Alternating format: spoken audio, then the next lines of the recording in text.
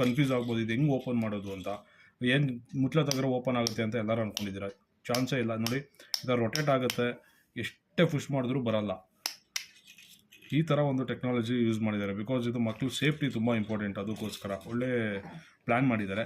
But ಯಾರಿಗೂ ಇದು ಗೊತ್ತಿಲ್ಲ ಯಾವ ಥರ ಓಪನ್ ಮಾಡೋದು ಅಂತ. ಅದನ್ನು ನಾನು ಹೇಳ್ಕೊಂಡ್ಕೊಡ್ತೀನಿ ಬನ್ನಿ. ನೋಡಿ, ಫಸ್ಟು ಇಲ್ಲಿ ಮೇಲೆ 1 2 3 ಅಂತ ಬರೆದಿರ್ತಾರೆ.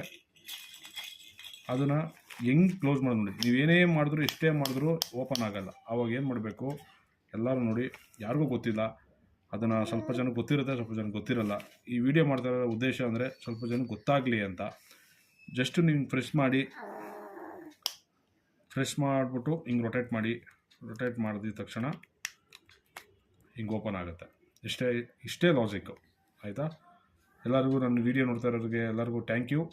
ನೋಡಿ, ಎಲ್ಲರಿಗೂ ಸಬ್ಸ್ಕ್ರೈಬ್ ಮಾಡಿ, ಲೈಕ್ ಮಾಡಿ ಹಾಗೂ ಶೇರ್ ಮಾಡಿ, ಇನ್ನೊಬ್ಬರಿಗೆ ಹೆಲ್ಪ್ಫುಲ್ ಆಗಲಿ. Thank you.